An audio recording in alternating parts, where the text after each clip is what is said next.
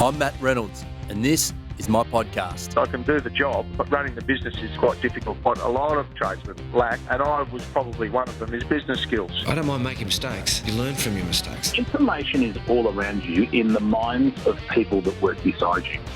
Welcome back to the Trench Talk podcast. I'm your host, Matt Reynolds, and my guest for this episode is Rohan Sykes of Phoenix Workplace Safety. Rohan has turned a horrendous workplace accident that left him with burns to 35% of his body into the motivation for starting his own speaking, training and consultancy company, of which his clients now include the likes of BHP, Origin Energy, Boral, Thiess, Shell, Mazda, Toyota, Nestle and Ford. The idea of these discussions, for those of you joining us for the first time, is to go into the trenches of achievement and talk not with people who are orchestrating from some lofty perspective, but to those high performers who are actually in the trenches honing their craft. That has included guests from the worlds of business, sport and entertainment, all of whom are on the front lines doing amazing things. This episode is the journey of the real-life consequences of Rohan's 100% preventable workplace accident. The event, however, was just the start.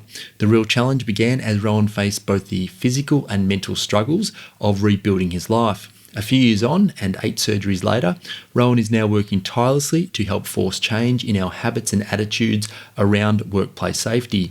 We covered a lot during our chat, including Rohan's story and the sequence of events that led to the fire, how a quick-thinking workmate saved his life, the ripple effect of the accident, how Rohan turned it all around, the person who gave him the inspiration to get on and build his own company, his message and ideas about safety, how he thinks about the cost of safety, why most workplace accidents are preventable, and of course, much more.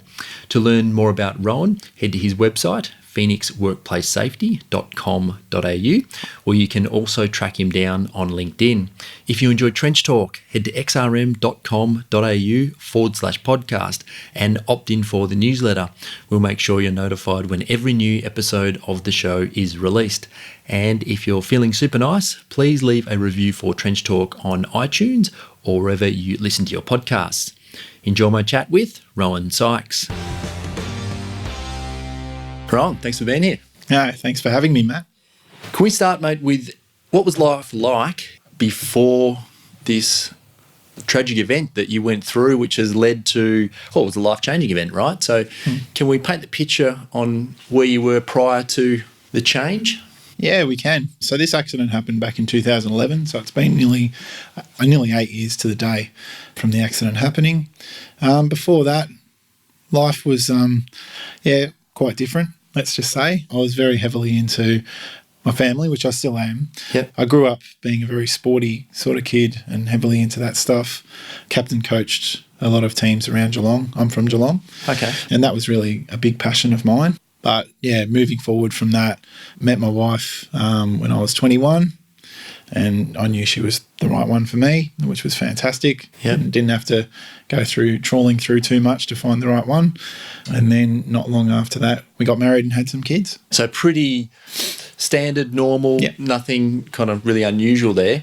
No. Until you, well, let's jump into it. You went to work one morning. Do you have good recollection of the day before, after? How did it start that morning? Yeah, I pretty much remember everything that happened Okay. on that day and in the lead up.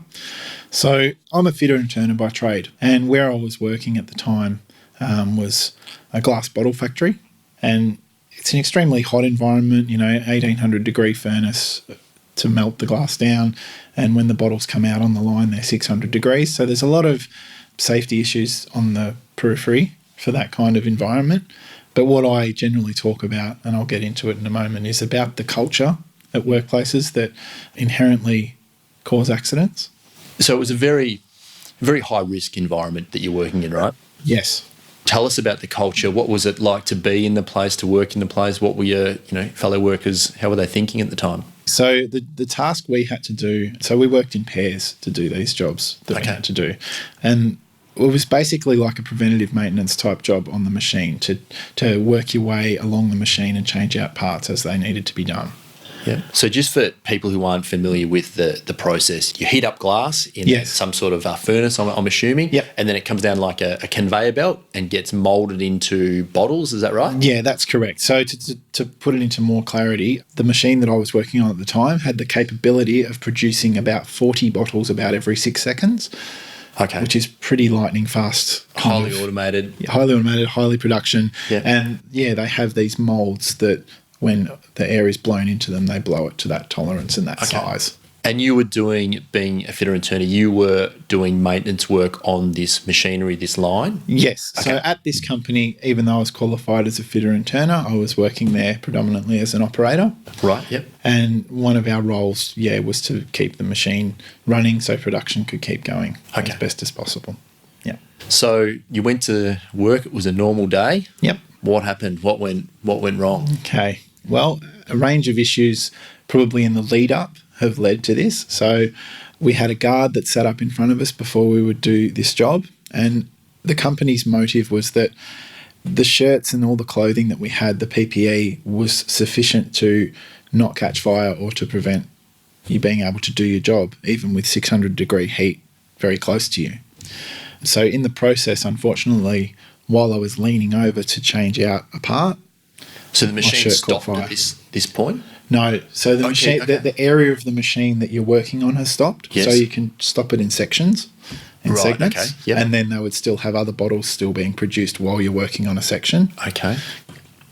So that was the way it was done. This is a 110-year-old company who would say about not having a fatality to this point and not thinking that anything was inherently wrong with the way they were doing things. Okay. Because they, I suppose, built up a bit of complacency on that. From an overall mentality, culture perspective, they'd sort of fallen into that. It won't happen to us. Maybe everything will be right. We've always done it this way. All those cliche things that we run in our mind 100%. Every time we think about doing something that's not quite 100% right. Yeah, that would be very true. The she'll be right attitude is definitely present. But the things they probably weren't counting on over the time are that as production is required to make more bottles to make more money, then there's speed upgrades that happen to the machine. So potentially 110 years ago, they might have made 40 bottles every 20 seconds, and it would be slower and it would be less risk mitigated to it. So the machinery's that old?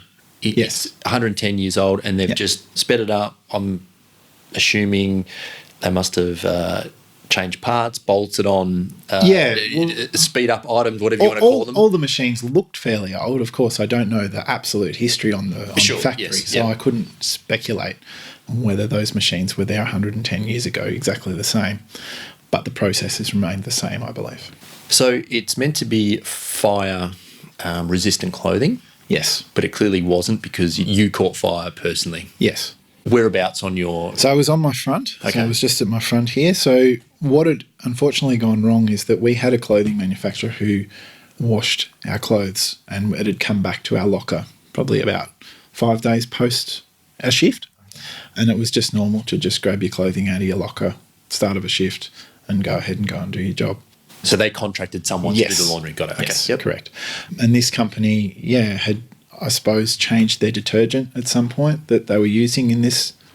In the washing process? Yeah. So it was determined that that was one of the major contributing factors to why it lowered its rating, its resistance. So the detergent affected the clothing? Yes.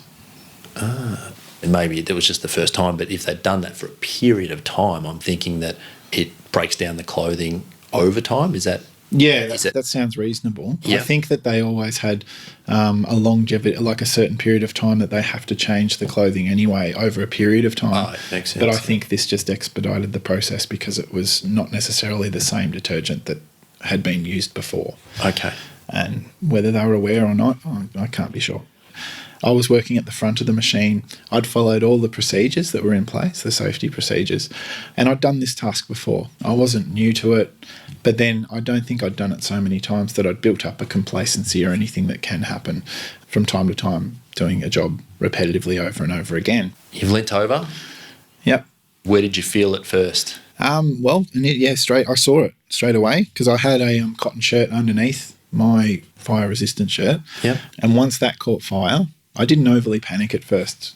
I know that sounds crazy, but we knew that we had high-pressure water hoses all throughout the factory. Yes. And that was the first thing I tried. I grabbed the high-pressure hose from directly above my head and tried to put myself out. Yep. And there was unfortunately nothing in the hose. So that safety system didn't function? No. So the reason there was nothing in that hose centres around what I call risk normalisation, essentially. Yes. So to break that down in terms of, I know it's a bit of a management-y type term, but I like to use this model, and I'll talk about it later if you will, the ABC model of safety. Yes. Where there's a behaviour and there's an activator that something drives that behaviour and then a consequence attached to it, whether it's positive or negative. Yes. So inherently, somewhere along the line, we all do an activity, and whether we're cutting a corner or doing something like that, if we get a positive consequence out of it or no negative, then it just continues to perpetuate and becomes normal. So what had happened in my case is the reason the water was turned off is that a contract plumber had come in with an apprentice to do a job, and that was on the level below, but me especially, wasn't aware that they were doing this job. So if they were going to be doing that job and there's no water in the lines, then there would be no production running at that time. So the fact of miscommunication and the opportunity for that to happen has led us down to this situation where I could have been put out within a second or two, but there was no water, and then we carry on. So it's 2 levels of safety that it's failed at this point in time for various reasons. Yeah. Was there only those 2 layers? I mean, that sounds pretty safe to me if they don't both fail, obviously, clearly at the same time. Yes. Any other layers in there? Not so much layers, I suppose. So the next bit I'll talk about is that I was trying to rip my shirt off with the Kevlar gloves that we were given. Yeah. And within about 8 seconds, I couldn't hold on to the shirt anymore. It was too hot for me to try and grip it off. Even through the gloves? Even through the gloves. So it had worn through some parts of the gloves. So this detergent, is it the detergent that's flammable, or is it the detergent that is breaking down the clothing? It's breaking down the Proban integration in the clothing, yes. Okay, so it's not, because I'm just thinking if it starts at the front and the actual detergent was flammable, then it would spread very quickly all over you. Did that happen, or was it concentrated to the front? No, it spread fairly quickly. I mean, look, in total I was on fire for probably about 3/4 of a minute. Yeah, well, a long time to be on fire, yeah. Yeah, and how it got to that process was that a whole heap of people ran over to try and help me. Yeah. And they were first aid qualified, and this is where I also talk about the need for like real practical type training in first aid as opposed to anything that's just complying or meeting conformance, because it's for the health of the person who thinks they're qualified as being a first aider and then panics and goes into shock and doesn't know what to do. And then they've got all the mental anguish going forward that I was meant to be able to help and I couldn't. Yeah. So these guys literally all froze and didn't know what to do and weren't able to help me. So you couldn't take your shirt off, it's on fire. Yep. They couldn't help you. Nope. I tried rolling around, stop, drop and roll. That's Right. what we're taught as, kids. We all know that. Yeah, we do. Growing up in the 80s and 90s, and that didn't do anything. It just sort of fanned all the flames a bit, made a bit more oxygen, I suppose, come into my area. So it's gone over half a minute, and the only way I was able to get put out at the 3/4 of a minute mark was a voice cried out, "Get down on your knees," and he had a fire extinguisher, and he was able to put me out with the fire extinguisher. So someone there had the foresight, the intelligence, I suppose the state of mind to be able to actually do that. Yep. And this is why I believe in the practical side of it too, because his way was the only way he was able to intervene is that he'd gone in and rescued his mum, I'm told, from a burning house fire only 6 months prior to the accident. Oh. So as horrible as that is for him to have had to intervene into, desperate moments like that, I'm probably not here without his intervention. Yeah, so he did, under all those set of circumstances that went wrong, he did the right thing, which means that we're talking today in effect. Yeah. So he put you out. Yep. And then what happens? Okay. Are we talking extreme pain? Like where... Yeah, I'm glad you asked that. So adrenaline is insane. So I had that for a good chunk of probably 3 or 4 minutes. So I didn't feel any pain during it when I was on fire. I just felt warm and hot, as you can imagine, but no real pain at that point. An ambulance was obviously notified. They took my clothes off. My shirt, I had a shirt, was just a mess, just in pieces. Yeah. And they sat me down under an emergency shower. Yes. Waiting for the ambulance to come. Did that work? Was it on? Yeah. So the emergency, it was a totally separate system. Okay. So that was happening. I was just sitting under there, and also by that time I'd literally gone about 40 metres inside the building, just running around and just, Yes. during the time I was on fire. So waiting for the ambulance, it didn't really hit me until a couple of minutes before the ambulance came, when I looked down at my body and I noticed it was swelling up like a balloon. I was getting really, really big all over, especially my arms. And that's like a immunoresponse of your body to try and hang on to all the fluid that it's going to lose in the process. Because of the heat, yeah. Yeah. So all that skin's gone from my body. And you think about that whenever you get like an oil burn or something, if you're cooking and it just leaves that bubble. I get the blister. The blister. Yeah. It's sort of like that. So that's the state I was in, starting to feel a bit of pain, and started to really freak out and worry that I wasn't going to make it through this day. Mm-hmm. And I just went straight to thinking about my wife and my kids, and thinking, I'm never going to get to see them grow up. I'm never going to get to even say goodbye to them. Yeah. And that's just one of the most horrible feelings. I hope all your listeners can imagine, but I never want. That's why I do the safety speaking, which we'll get to, is really just to prevent that happening to someone else. Oh, you thought that at that point, I'm trying to ask this as respectfully as possible, but at that point, you thought, this is it for me. Yeah, 100%. So the adrenaline was starting to subside, I guess. Mm-hmm. You're blowing up in terms of this blistering in all over the front of your body. Yes. Geez, I'm just imagining that just for a second. Like, is that when the pain kicked? Is that when the pain came in as well? I think the pain started to come once I recognised the trouble I felt like I was in. It started to really, the adrenaline, I suppose, started to leave me. Yes. And I realised the panic and all that side of things. So the ambulance arrived at that time. They got me up onto the back of the ambulance and started driving me out of there. A mica paramedic also turned up at the same time and banged on the window to just make sure whether I had an intubating tube in me or not. What is that for? Oh, so that's like a breathing tube. So you have to have that stuff. Oh, the one, yep. Yeah, the big tube that goes in there because you can't breathe for yourself. Because my throat was getting quite swollen as well in the whole process, and it was probably going to cut. I had no idea. Yep. It was probably going to cut all off my breathing. Yep. So that hadn't happened yet from the first paramedic. So the mica paramedic took over and basically put a needle in the back of my hand. Yes. And said that you're going to go to sleep for a while. Okay. I didn't think I was even going to wake up from that, because there was just that fear of just that, that's it, I'm being put to sleep. Yeah, I could not imagine what you would have been thinking at that time. So that was to sedate you, put you in a state where they could better into an deal with induced your coma. Okay. Yeah. So you went straight. So you were in a coma before you left the Yes, when I got out the front gate. Yeah. You don't obviously remember anything after that point until you came out of the coma, right? Pretty much. So I was in the coma for 4 days. So they took me straight over to the Alfred Hospital. Yep. It took a little bit longer than the average trip because with that issue of getting the intubating tube in, I was losing oxygen to my brain. So they had to intervene a few times and pull over. But they got me there. But I suppose something I'd really like to talk about is it's not just about you. It's always about the loved ones. And for me, the thing I try and focus on with people is about is your partner ready to get that phone call? And you can never be ready. Yeah. But that's basically what happened in the next part, is that they have to find out that information and then deal with that. It's the call that none of us ever want, right? So I'm assuming that the hospital or someone from there had to inform your someone from the workplace. So they tried. Now, my wife had left her phone, unfortunately, in the kitchen on silent, getting the kids down for a nap. So our kids were only 2 and 5 months, so it was quite a bit for her to deal with at that moment. Yeah, absolutely. So when she got out there and checked her phone, there was a lot of missed calls on the phone. Mm-hmm.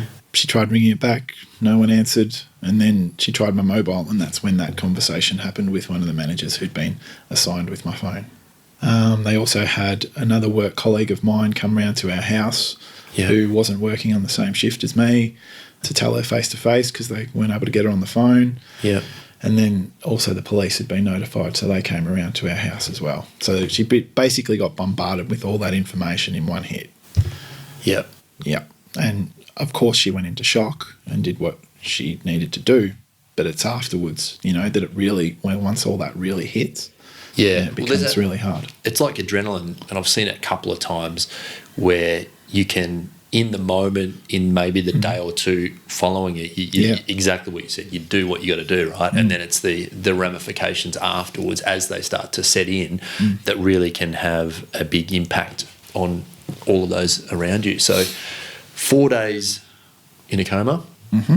You obviously were brought out of that, or was it induced the whole time? Yeah. So I had to have some life-saving surgery that night to get me through. Oh, of course, yeah. Okay, yeah. Yep. So all the tissue was going necrotic and died. So when she was able to come in and see me, I mean, in her mind, I suppose she was potentially saying goodbye too. Yep. But luckily enough for us all, I got through that operation. And she came in with her sister to see me the next day. Yeah. But I was kind of in a pretty mummified state. I was pretty bandaged up pretty much everywhere except for like my eye holes, a little bit for my nose and mouth, and my knuckles on my hands. There's actually a picture of that, part of that picture on your website, There is which on the website, I saw. So what percentage were you? Was it 35%? 35% third degree, yeah. So what is the likelihood at that point of a good recovery? Well, with that first surgery that I had, the statistics indicate that for the level that I had, 1 in 8 don't make it through that first surgery that I had. Wow, okay. Right? Yep. Ongoing, these operations, are terribly, risky operations, Yes. and they're long too, to do what they need to do. And I had 8 major ones over the coming months. Okay, so it's a stage-by-stage thing, repairing the skin and repairing different areas according to, I guess, how severely they're burnt. Right? That's right, and you have to have skin from areas as donor sites to take them. Yes. And they were my legs predominantly in the early stages. Once I couldn't have any of this surgery to put me back together until I was basically up on the ward. In ICU, it was all about just, getting me, I suppose, fit enough or healthy enough to actually have these surgeries. Yeah. So that took a couple of weeks before I got up onto the ward to be able to start having any surgeries. And at that point, did you consider yourself lucky?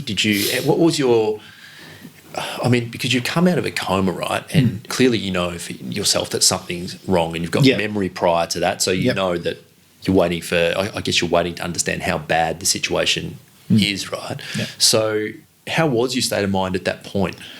I think you go through stages. So I still, even initially, like really, really early on, was ignorant to the health issues that I was in. I really thought that I was going to recover from this, fairly quickly. Yeah. That was in the very, very early stages. And then it hits you after a while that you realise, no, this is my new normal and I've got a huge fight on my hands to get through this.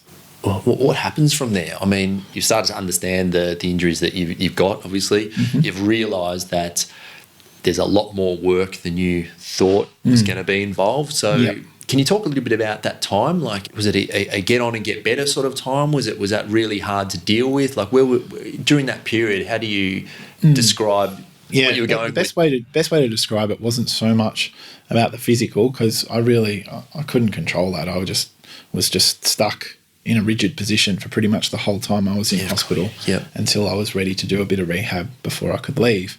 Yeah, it was more the mental side of it, I suppose. Once it hit me that this is really as bad as it is, and I think it comes also from seeing other people in the ward as well who are even in a far, more burnt state than me, and you're all around each other. One of the things I'll highlight too is what they call a debridement tank. So debriding is where you get rid of all the burns and necrotic areas before surgeries, in between surgeries, that they can take off. Right. The way I'll describe that is basically it's like a Dettol bath, right? And everyone who's a burns survivor, at least to the level of me, is going to be in one of those every day. Yes. To try and get rid of any tissue that's gone and can't be salvaged. And it's excruciating, the sting that you get being in one of those for that length of time. And you're on a morphine allocation that really doesn't do much, to be frank. I suppose the hardest thing I can describe, though, is not you being in there, but you being back in your bed some 10, 15 metres away from where they do it and hearing other people scream. Oh, my goodness. I couldn't imagine that. Knowing that you've got it. How often did you have to do it? Every day. Every day? Every day. Wow. Well, that would mess with your mind quite a lot, right? Yep.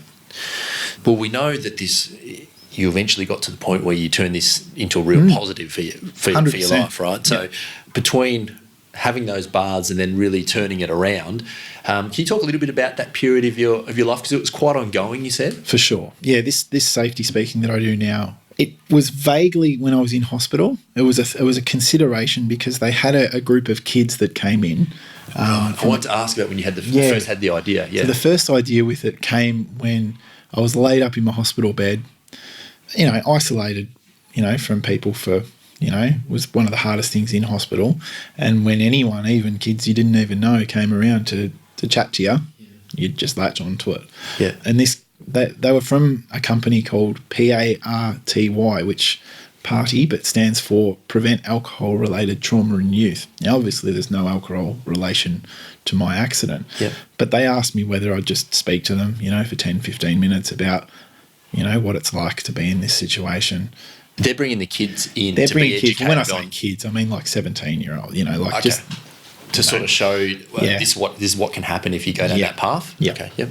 That was good. It was something I thought that if I ever got through all of this and was in a mental state to do it, then I'd like to pursue speaking in front of people and making a difference. So you had that pretty early on. But it sort of evaporated for quite a while there. I had a lot of mental stuff going on for a good probably 18 months where I just, through whatever reason, talking about how I didn't really have anything so much to blame myself with for the accident. I felt like, certain things have let me down in this process. So it wasn't, in some ways that was mentally harder for me to accept my new normal of life. Yeah. So, I can talk a little bit about how everything grabbed me during that time, like Black Dog and depression and stuff like that, pretty much, because when you realise that you get home from hospital after 3 months and you're just not the same as you were. You're not the same dad.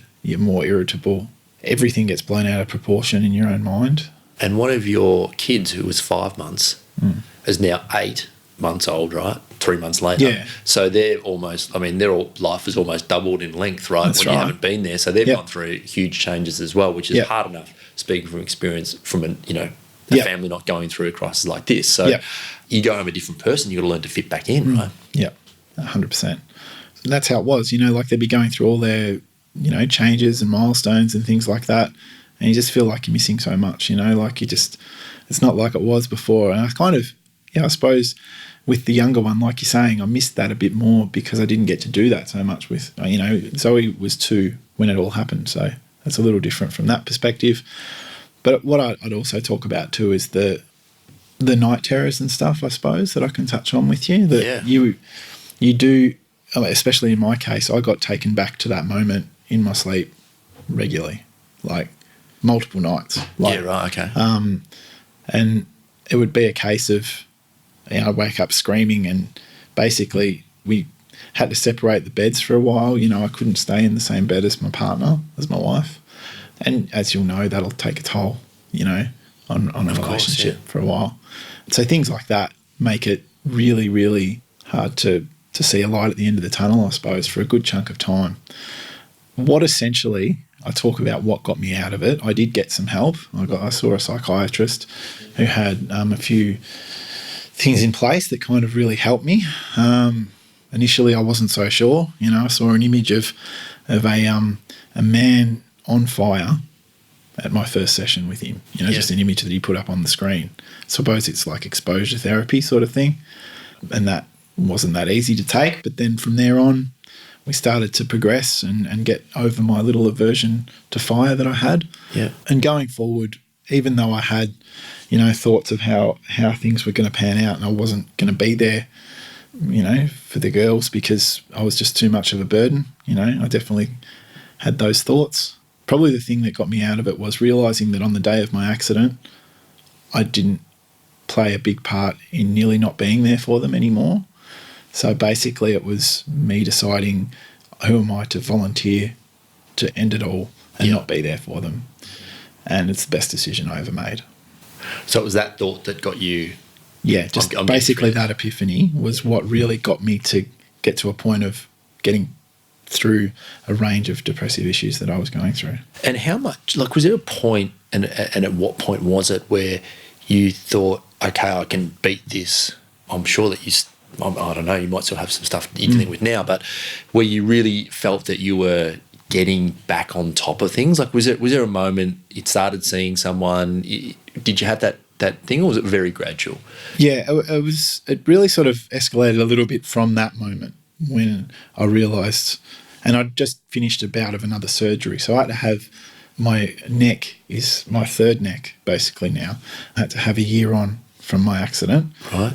One, it had got quite scarred, yes, keloid scarred, so it was very hard for me to move around. But the other part of it was that there was still a heap of hair follicles underneath. Where they've layered over the top. Yeah. Yeah, right. So if you've got hair that's trying to grow through a wall of scar tissue, it just was doing a U-turn and just basically growing underneath there. So it was really itchy, felt like there were bugs crawling around, and I couldn't cope with that. So they ended up cutting that out and cutting out another section of a full thickness donor site to put up there. Yeah. And that's the neck I still have to this day. And is that, I can still see you do have some marking underneath, on your neck there. Is that a permanent thing now? Is that, you have to go through that again, do you know of, or you're not sure? Yeah, I can't do too much more with that. What initially was also trialled for me too was to have laser surgery to try and, lessen the scarring and things like that. Yeah. But that, from a post-traumatic stress, it's actually hot doing that. Yeah. I don't know whether you can imagine it, but if you're laying there and they're trying to, lessen your scarring and stuff like that at a surgeon's rooms, I just couldn't cope with that. It just made me feel like I was there again. It was too hot. So they're the kind of issues that I still have ongoing, but yeah. Did you go back to your workplace at any point? Well, I wasn't able to get back in a working capacity at all. Yes. There was one time I was able to visit them at the canteen there, some of the guys who I'd worked with, and I was really, wanted to show them that I was doing okay. And I wanted to see how they were doing, whether they were doing okay. Yep. And the canteen is it's a big site, so it's a long way away from where the accident happened or where any of the heat is, because that's something, as I said, I just cannot handle being too close to that kind of heat again. It's a bridge too far for me. Yeah, okay. So you've never gone back to the role that you're in, No. or to that actual where it happened either? No. Okay. When did the business get off the ground then? Because you had the idea, you dealt with a few stuff. You've obviously felt like you were getting on top of things. Yep. When did it start? How did it start? Yeah, so the idea for my company is called Phoenix Workplace Safety. Yep. The way that all started, I was wrapped when the name Phoenix was still available, being that when I got through that first bout of being able to look at, so what I was able to do, I was able to look at that image again of a person on fire after about 12 months being with this psychiatrist. And, basically I said, does that make me like a phoenix? Because I've risen and I'm now doing that. And then that's where it all sort of started, the name. Okay. But I still hadn't put anything in place as far as putting a PowerPoint presentation, anything. It was really just an idea at this point. And sort of ebbed and flowed. I think I'm a very, I suppose, critical person inside of what looks good and what doesn't, what would work. Yeah. So I took a while I think I was happy enough to have that as a presentation to at least try and start this business. So that took some time. Yep. But during that process, I'm still going through workers' comp and all that stuff as well. And that's another battle as well to get through all of that side of things after an accident. So that's important to note. Once all that was finalised, there was a little bit of relief. But then what came only a couple of months after that was a diagnosis for my partner. Yep. Yep. So she was diagnosed with a rare form of cancer, and all good now. She's doing really well. Like she's had that removed and been able to get on with life again, like a new normal type thing, where she's got less of her left lung because of it. How long was that after your accident? That was in 2015, so that's 4 years after my accident. So I was Okay. still going through the whole claim and workers' comp for about 3.5 years. And the business sort of hadn't got rolling. And it was still in the formative, just thought process. Okay. But I had the presentation just sitting there that I thought, yeah, this could work. Yep. But yeah, it really wasn't until that happened to my wife. Yep. And her ability to just take that and hit the ground running and she wanted to get herself fit to raise awareness, Yes. for the cancer group. That became my inspiration to like, oh well, I've got to stop, get off my bum and actually get going with my life too. I've got to make something of myself. So it was her in a lot of ways that motivated this next phase of your life. Next chapter. Yeah. Okay. Yeah, Sounds like you have an incredible wife. I do. Yeah, I'm extremely lucky with that. Because you've both gone through significant things, right? Yeah. So was her attitude towards the situation she was dealing with, was that motivation, inspiration for you? Like you really got a lot of energy out of that? Absolutely. And she'd always been, as hard as it must have been dealing with me during that time after my accident, she'd always been there as a great support to me. So when this happened with her, that's just, it just seemed, I wanted to do everything I could to try and make it right. Yep. And then going forward, make something of my business for our family. So you got the presentation together? Yep. Where did you go? Who was the first people that you probably Right. family were? Yeah. Heard it a few times first, but when was the first presentation? Yeah. So the first people outside of that circle or anything like that had any influence on how I did it, because I've tried to evolve it over time. Yep. But the first group was a local TAFE, so the Gordon down in Geelong. I gave it a run with them. I did many, many free ones before I even entertained the idea of asking for money. Yep. Yeah. I think we're both on the same page there of the whole. I think it's a very good way to start to get that experience, Yeah. because at the end of the day, you need a canvas, some grounds to prove yourself a little bit first, and Yep. and then you can deal with that kind of later on. So Yep. it obviously started to grow from there. Yep. No, the good thing about doing it for those places was that I would do it for health and safety reps for companies who were doing training and such, and then they were able to take the cards that I'd already had printed out back to a range of different businesses. So I found that was a really good avenue for me early days of not just going to one business and then having one business see what I do and that's it. If I can talk in front of 20 people from 20 different organisations, then it opens the avenues if they can go back further. Yeah. Yes. Yeah. You've now spoken for some pretty big companies, right? Yep. You sent me the list just this morning. Yeah. A list of part of them. I was really quite impressed actually. So I want to ask about your message, your philosophy now on safety. I want to spend quite a bit of time talking about that.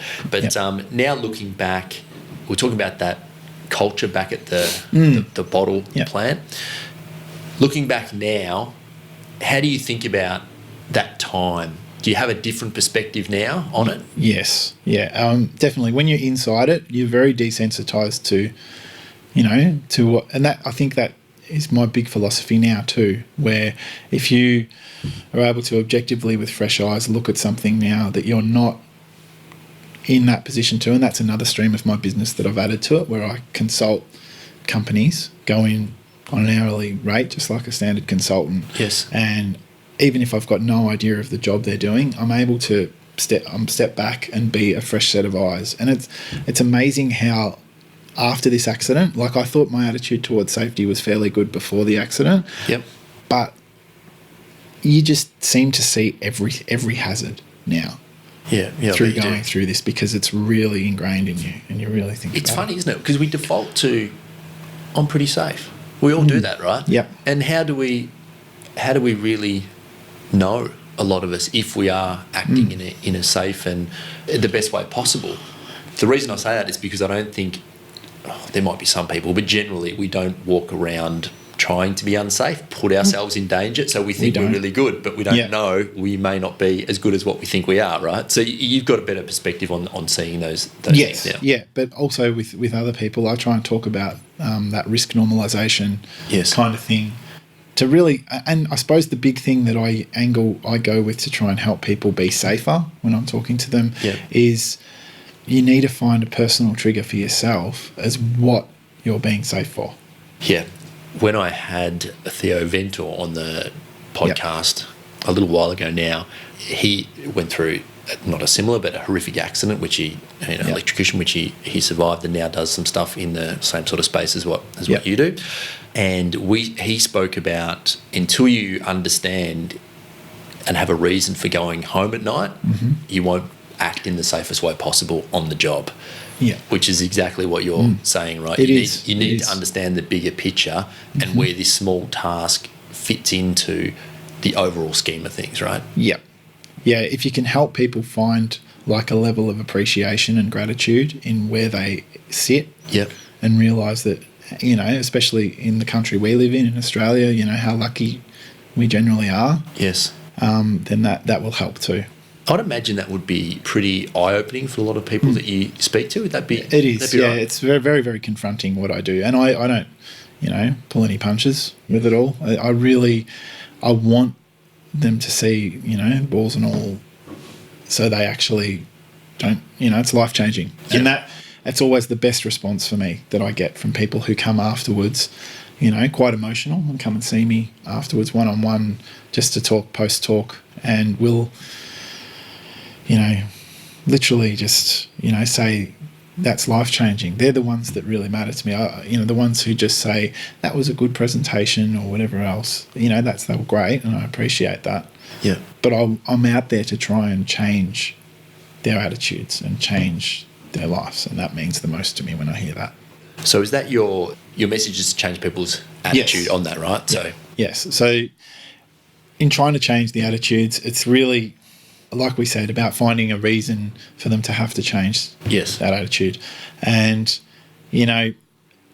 sometimes people, like there was an example a guy used today in the audience today when we were having a chat about it, where he was saying that, there's a guy he works with who won't move something even though he's asked to move it, because he'll say, oh, well, I know it's there and I'm only working with myself, so what's the big deal? Yes. And it's really that easy to move something and prevent it being a hazard. Yeah. It's that kind of, it's not just she'll be right, but I suppose it's like only that narrow sort of, if I know I'm okay, then everything's okay. It's really that thinking from an empathetic point of view, I think, of putting yourself in other people's shoes. And that's so much what I try and do in my talk. I try and say, now put yourself in the shoes of my partner. Yeah. And for anyone else, just put yourself in the shoes of my workmate. Because I think that's the way I can change people too, is get them to come from a place of care. Yeah, absolutely. It makes the actual event is probably in some ways the easy part, right? It's everything that, the ripple effect of everything that comes after that. So do you still get resistance to safety at any point? Yeah, I'd say so. I don't so much these days. I think in the early days when I don't think my presentation was as polished and really, I think that the message wasn't as clear to people. I don't think they were getting it. But, getting feedback regularly from people and evolving it, it really counts, And I haven't had that for quite a while. I'll get big, strong, burly, bikey guys, really emotional afterwards, because they'll realise that, what have I been doing all this time, and I try and implore to them that, it's not too late. You can, because some of them will be those sort of guys who know that it's mandatory to wear hearing protection, but just it's not macho or it's not whatever, Yep. And then potentially later on in life, they can't hear their grandkids telling them a story on their knee and things like that. And, regret is not nice, to live like that. But then I suppose when you're in the moment, it's sometimes hard to see the long-term strategy from that. It's all right for me now. I can still hear. I can still do this. Yeah, and dealing with the pressures of co-workers and bosses and your own mentality and everything, right? Like, I mean, I'll put my hand up and say that there's probably things that I've done in the past on the job that could have been done a much better way, you know? Yeah. I think that's kind of, in a lot of ways, always the case for all of us, because we're always learning and evolving in terms of equipment, methods, attitudes, and all that sort of thing. But so it's definitely is a work in progress. But For sure. Yeah. So where are we most commonly going wrong in terms of safety? Does it come back to the attitude again? I mean, is that the overarching principle that everything can be derived from? Oh, and also I think it's the constant need for battle. I don't know why we battle so much with the management group and the workers in a lot of instances I've been in. I've done my talk sometimes, and then even though I'm still in the room, and if they're both in the room, then they'll have a bit of a debate about, oh, well, we brought this safety issue up then, why is this not, all this sort of thing. Yeah. But at the end of the day, I try and explain to them that we're all on the same team. Yep. No one wants anyone to get hurt. And I can assure you that manager does not want to have to make a phone call on your behalf to your partner. Yes. So whatever they can be doing, they'll be trying to do, and I suppose not mediating it too much to a point, but I think that the key thing is to just control what we can control ourselves. And at one workplace, I will tell you, this is a really good one. I won't mention names, but this workplace, when you go in the front door of this workplace, there's a massive board of photos. Now, this is probably, I don't know how many employees work here, probably about 300 or 400. And there's a board of all in their groups and their teams of photos of them with their families. Oh, yeah. That you all see when you come in. It's the only way in, and you see that every time when you come in. And I love that because, again, yes, you want to make people accountable for their decisions, but if you can just sort of connect it and think, if someone's out there, like in my situation where the plumber made the choice, if they knew that, the people upstairs, if they're going to be affected by this, I know such and such has, a young family, I know this person, whatever, then it might make them second guess their decision and actually think a bit more about the choices they make as well. Yeah, absolutely. So if they can't make the right choice for themselves, then it's really, I suppose, trying to encourage them to make the right choices for other people who they will affect. Yeah. It can't come from one source or kind of like person, can it? It's got to be that, it's got to be that community outlook to get the best result in terms of being safe and acting safe, and I guess generally doing the right thing. During your talks, if there's one thing that you want everyone to take away and just think about, do you have that in your mind? Is it one thing you're trying to shift? I think a good area that I try and work on is that when I get the brief from a client and I see what they're trying to put forward as their big theme, and today one of them was about not being too weak to speak. Okay. So if you see something in your culture, you might obviously not be doing it, but you see someone else doing something not right, and that I suppose the habit, and I would definitely say I was potentially guilty of that, and that's an area that I probably struggled and perpetuated the culture at that workplace originally, is that if I saw things not getting done 100% as they probably should have been, for the sake of, I suppose I'd rationale it by saying I've got a young family, I don't want to get involved and all this sort of thing, but I think looking back on it, I'd totally try and say something about it or do something about it, so that's what I try and encourage people to do, that if you're not talking about it and trying to help the situation and prevent an accident from occurring either to that person or to someone else like me, then you're part of that culture. So it's kind of like, as we're talking, I'm learning more about it. It does extend a long way, doesn't it? Because I suppose the ability to speak up, that's in the situation of safety, but it's a safety-related issue, but it's not a safety issue, is it? So no.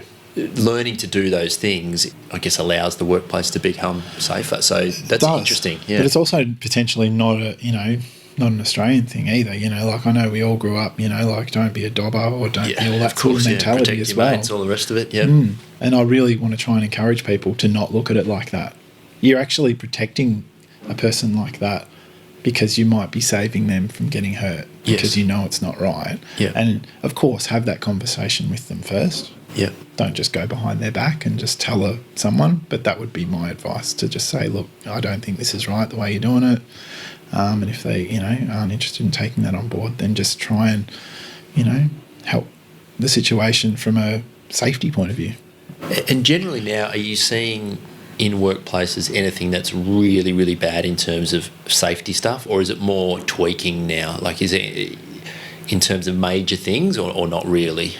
No. And the companies that engage me, I would say more often than not, have a pretty good attitude towards safety, because they're open to the possibility of paying a fee to get a safety speaker in. It's I suppose potentially the ones who don't, even entertain the consideration or the thought of getting someone with a lived experience in are probably more the ones I worry about, and I'm more concerned going forward. Do you look back now on your journey up until this point, and particularly going through the fire and your recovery? Yeah. Are you proud of the way that you've done that now and what you've turned it into? I am. Yeah. Yeah. I'm looking forward to seeing the growth. I'm looking forward to see where it is in 5 years, 10 years. Because, I've got a passion that I'm never going to stop doing this. I suppose that's one of those things when you find your purpose and you feel like it's not a job, because it's not me doing this, then it makes it a lot easier to do what you do. So, yeah, I'm looking forward to seeing where it goes. Awesome. No, I'm looking forward to seeing where it goes as well. I think that, look, the ability to take good or bad news and act upon it is 100% from what I can figure out a key component of being successful, healthy, happy, having a good life in general. So that's really is such an important aspect. So I like hearing these stories and how you've done it and what you're doing. I think it's fantastic. We'll wrap up in a few moments. Is there anything you wanted to add to your thoughts on safety, where we're at? The ABC, did you want to back over that really quickly? Yeah, I can give you an example of that. Go for it. Okay, so with the ABC model of safety, the way you can work that out is that let's start with the B of the ABC, which is the behaviour we all have. And this doesn't just relate to safety. If you think about anything, any choices you make out there, that'll be the behaviour. There'll be an A, which is an activator or something that drives the behaviour. For whatever reason that'll be, it could be resources, pressure, whatever is driving you to do that behaviour, that'll be there. And the C stands for consequence, so that'll either be a positive or a negative consequence out of it. That's how the model starts. A simple thing that I generally talk about in my sessions is not even, say, work-related. It's lifestyle-related now. Yes. Where texting and driving, I think, is just one of those things that I wish was never there and wish was never around. But the statistics indicate that there's 25% of people that admit to doing it. And there's probably more than that, again, percentage-wise, that don't admit to it on a survey. So what I'm getting at is that for whatever reason their behaviour is to do that, whether in this day and age young people have the social media bug and just never think that, opportunity to post or opportunity to take a photo here, to just do it without concentrating on the task at hand. Another angle I use is like if we've got to get home for our partner who might be getting dinner on the table and we finish work at 4:30 in the afternoon or 5, and for whatever reason we've had to stay back, do a bit of overtime, do a bit of paperwork, we haven't let them know. I suppose the key behaviour I'm trying to get people in that situation to do is to just stop, write the message before they panic or get out there. Yeah. Then once the message is done, you've said, I'm sorry, I'm going to be half an hour late or whatever it's going to be. Yeah. Then deal with that when that happens, when you get home. Because the difference between if you race out to the car and start driving and still doing, texting while you're driving or doing that, whatever, you might not get any negative consequences from that then. If you don't get someone beep you at the lights to say, hey, what are you doing? Or a policeman pull you over and give you a fine. Or you're in a crash, God forbid, and kill someone. Yeah. Those sort of things may not happen. And what it does, it's cutting that corner and building that positive consequence that, hey, it worked all right then. Partner's happy. I got home. All good. Reinforces bad behaviour, yeah. Yes, that's really what it's all about. So that's what I talk about from that angle. A question that I do ask everyone, Rohan, if you could have one law changed or implemented, what would that be? I think if I can relate it to safety, I think the law as it stands, I think that, and there's something, your listeners or yourself maybe can look up afterwards called the Dupont Bradley curve. So that was interesting. I actually learned a bit about it today, and the reason I want to bring it up is because you have levels of safety, and the first half of it talks about compliance, and the second half talks about commitment, right, to safety. So I think that currently everything is geared so much towards compliance and just being compliant. Tick the boxes. But then there's no real, apart from the incentive of, you might be more likely to not injure someone at work, to follow through with the commitment part, which goes above and beyond compliance. So if there was some law that could be put in place that would encourage businesses to go above compliance as opposed to just meeting compliance, I think that would really help the situation. Is cost come into it still? I think going back a few years, it was a real issue. My feeling is, with what I'm seeing, is safety does come at a number of costs, but monetary costs. There is a cost to doing things in a way that is the safest. Do you get any resistance to that cost factor now still, or are we sort of past that? I think we are a little past it. I think generally what I try and encourage people to realise that the safest way of doing something is invariably going to be the cheapest way, because...